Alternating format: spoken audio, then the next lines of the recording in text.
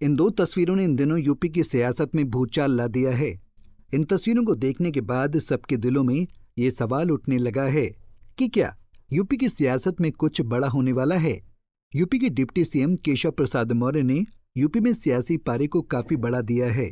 Deputy CM Keshav Prasad Maurya ने राष्ट्रीय Suheldev Bharatiya Samaj party के राष्ट्रीय अध्यक्ष ओम प्रकाश राजभर से मुलाकात के बाद अब निषाद पार्टी के अध्यक्ष संजय निषाद से मुलाकात कर बड़े संकेत दे दिए हैं।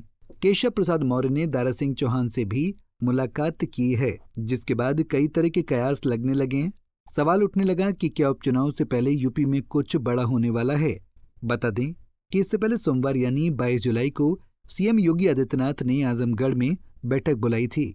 इसमें सुबह सपा अध्यक्ष और पंचायती राज मंत्री ओम प्रकाश राजभर शामिल नहीं हुए थे।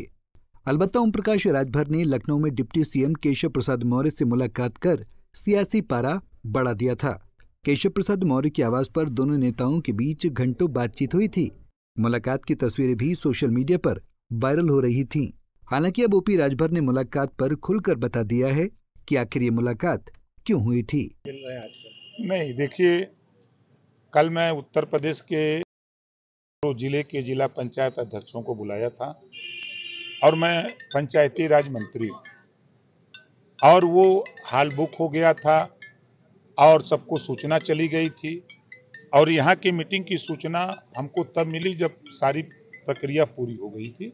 तो मैंने मुख्यमंत्री जी को मैसेज दिया कि ये स्थिति है, जैसा आपका निर्देश हो। तो उन्होंने कहा कि नहीं, ये जरूरी है, वहाँ हम देख लेंगे, आप यहाँ देख लीजिए। अब उसको अब दूसरे वे पर कोई कुछ कहे तो हम लोग क्या कर सकते हैं। अब मिलने के सवाल पे जी तो मैं तो परसों स्वतंत्र देव पटेल जी से भी मिला, दया शंकर भाई से भी मिला, ब्रिजेश पाठक जी से भी मिला और कल रात को भाई केशव मौर्य जी से भी मिला। हम सबसे मिलते हैं।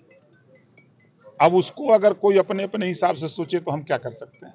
यहाँ तक तो फिर भी ठीक था, लेकिन अब केशव प्रसाद मौर्य एक और सहयोगी दल निषाद पार्टी के राष्ट्रीय अध्यक्ष संजय निषाद से मुलाकात कर सियासी अटकलों को जन्म दे दिया है। केशव प्रसाद मौर्य और संजय निषाद की मुलाकात को लेकर कई मायने लगाए जा रहे हैं। दोनों नेताओं के बीच करीब आधे घंटे तक बातचीत हुई। केशव प्रसाद मौर्य ने दारा सिंह चौहान से भी मुलाकात की है। हालांकि संजय निषाद ये कहते हुए नजर आ रहे हैं कि ये केवल और केवल औपचारिक मुलाकात थी।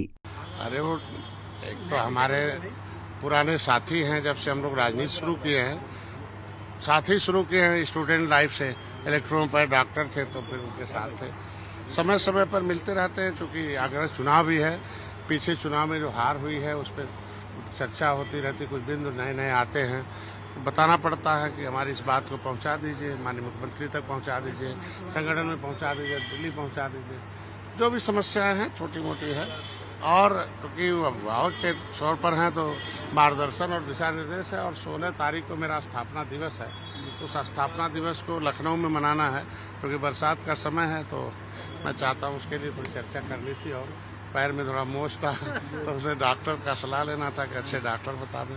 और कोई विशेष बड़ी बात नहीं है, क्योंकि ढेर सारी चर्चाएं जो उपचुनाव है उसे कैसे जीता जाए। नहीं, कोई खटपट नहीं है। जो भी बातें हैं सब देखिए, राजनीति है, परिवार है और हर परिवार में थोड़ा बहुत 19-20 होता रहता, लेकिन सभी लोग एक हैं। हम लोग गठबंधन दल हैं।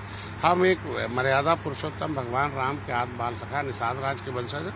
हम लोग मर्यादित लोग हैं और मर्यादा के अंदर रहकर हम लोग राजनीति कर रहे हैं। तो ये बातें जो मीडिया में विपक्ष बार बार उछालता वो सही नहीं है।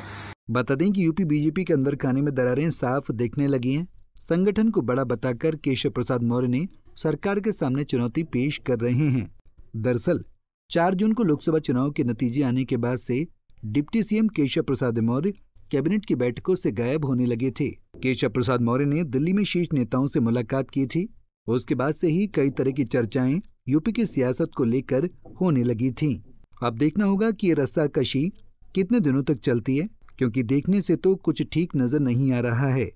पंजाब केसरी टीवी के लिए लखनऊ से अश्विनी सिंह की रिपोर्ट। हमसे जुड़े रहने के लिए हमारे YouTube चैनल को सब्सक्राइब करें और नई वीडियो की नोटिफिकेशन के लिए बेल आइकॉन को दबाएं।